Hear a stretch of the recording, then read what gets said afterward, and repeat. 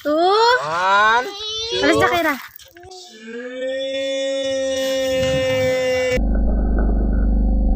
Yay! Hi guys! For today's vlog, welcome nga naman sa panibagong araw ng buhay namin. Aring ang aking asawa ay nagaya sa kanilang bahay. Kaya nga naman kami ay for the go! Kaya nga't inayusan ko na ang dalawang bata at binihisan. Alam niyo ba mga mare, basta't sa galaan ay tuwan-tuwa aring aking bunso. Ayan nga, tinatawag ng aking bunso ang kanyang ama kaso hindi siya pinapansin. Akala ko nga ako lang ang marites, pati rin pala ang aking asawa ay marites din. Ayan nga, tinawag ko na ang aking asawa dahil nga ari inip na ang aking bunso.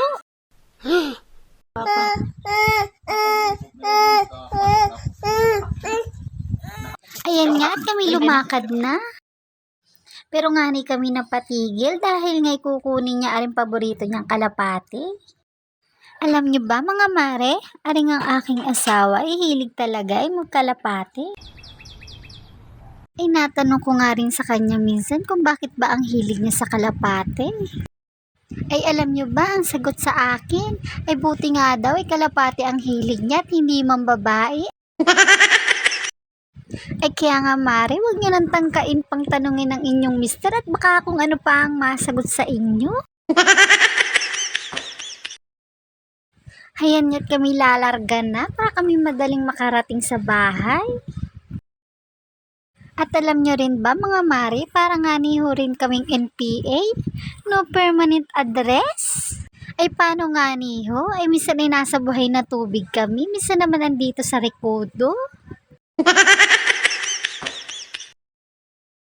At makikita nyo nga dyan ang aking bunso at tingnan nyo naman ay tuwang-tuwa pag nasa motor. At andito na nga niho kami sa lugar ng sawang at makikita nyo naman na napakaganda ng view.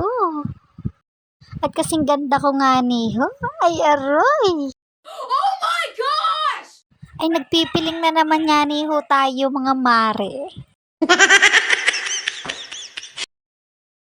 At andito na nga niho tayo.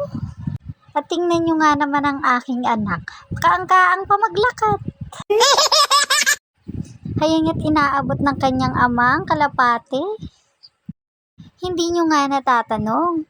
Yung bunso nga naming anak ang laging nagpapakain sa mga kalapati ng papa niya. At talagang gustong gusto talaga niya. Wow! Ay abangan nyo na nga lang ho sa next vlog namin kung paano pakainin ni Bria ang mga kalapati ng papa niya. Yes! Hayan nga't binibigay na ng kanyang ama ang kalapati para naman ipalipad niya. 2. One, two, Alas na Kira. 3. Yay! Clap. At pagkatapos nga ihagis nila ang kalapate, ayan, makikita nyo nga ang aking asawa na tinitignan kung saan ba papunta ang kalapate niya. At baka daw kasi maligaw, pero hindi dahil tagal na rin naman niyang pinapalipad yan, pero umuwi at umuwi pa rin talaga. Wow! At ang lalayo na rin nga ang nararating ng mga kalapate niya. At ayan, balik na nga tayo dito sa dalawa kong anak at makikita nyo dyan si Bria. Ayan ay nagkain na ng buhangin. Nako, ang bata nga naman. Ayan nga, kung makikita nyo dyan, enjoy nga kami dahil ba naman, ang ganda-ganda ng view. Wow! At makikita nyo nga rin na ang linis-linis talaga ng dagat. Hindi nyo nga natatanong, dinadayo talaga to ng mga ibang lugar. Para nga laang maligo dito. Ay ngayon nga niho, ay gustong-gusto maligo ng aking bunso. Kaso nga naman, wala kaming kadala-dalang damit. Oh no. Aringat ipapakita ko sa inyo kung gaano kaganda ang Sawang Beach. At sa mga gusto pong pumunta dito, ay huwag kayong mag-alala at libre nga lang po ito. Walang kabayad-bayad. Kaya nga, suluitin nyo na nga ho. Kaya't ano pang hinihintay nyo? Ay pumunta na nga ni Hukay Dini sa aming lugar. Wow. Ayan nga't nag-aya na ang aking asawa na umuwi.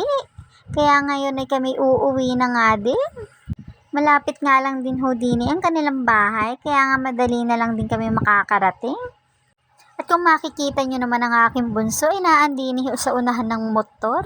Ay gustong gusto ho niya yan ang pisto niya. At sa wakas nga niho ay naandito na kami sa kanilang bahay. At ang bahay nga po nila ay tapat lang ng ilog. At ang ilog nga po dito ay ang ganda at pwede ka talang magbabag. At sa mga susunod nga nihong vlog, ipapakita ko rin sa inyo kung gaano kaganda ang ilog dito sa kanilang lugar. At talaga nga niho pag pumunta kayo ng Sawang, ay pwede rin kayo ditong magbanlaw. Perfect nga niho ito sa mga magjowa o sa magtropa na mahilig mag-adventurous. At balik na nga rin ho tayo dito sa aking bunso at makikita nyo ay sige pa ang dede. Ay nagutom man din ho kakalaro. At ayan na nga ho, pagkatapos niyang dumede, binigay ko na sa kanyang ama dahil sabi ko nga ay titingnan ko ang mga kalapati niyang alaga dito. At ayan na nga ho, binuksan ko na. At makikita nyo nga naman yung mga magagandang klase ng kalapate na rin.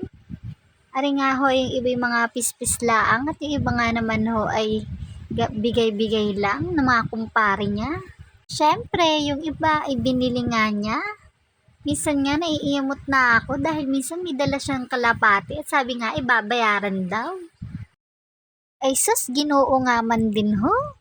Ay ano pa nga ba magagawa nating mga asawa? Ay support na nga laang man din ho. Hayan nga't isasara ko na at tignan naman natin aring dalawa ditong magka-partner. At ayan na nga, makikita ninyo ang dalawang pares na ito. At habang binibidyohan ko nga yung mga yan, ay sige explain sa akin ng aking mister. Ay kaso nga niho, ay hindi ko nga rin maintindihan kung ano ba ang mga kanyang sinasabi. Dahil nga niho, ay wala din naman akong kaalam-alam dito sa mga kalapating ito. At wala nga din ho akong kahilig-hilig sa mga ito. Oh my gosh! At heto nga ang aking bunso. Ay sabi ng aking mister inaantok na daw, kaya't ibinigay na nga sa akin ulit. At heto na nga ni po, ay nagwawala na nga siya dyan at antok na talaga siya. At gustong gusto na uling dumede. Kaya na nga, at pagkatapos ko nga siyang asarin, ay pinadede ko na nga rin. At siya talaga ay antok na. At nang makatulog na nga ang aking anak, ay pumunta nga ako dito sa kusina dahil narinig ko nga may huli ang aking bianan. At ari na nga po ang kanyang mga huli.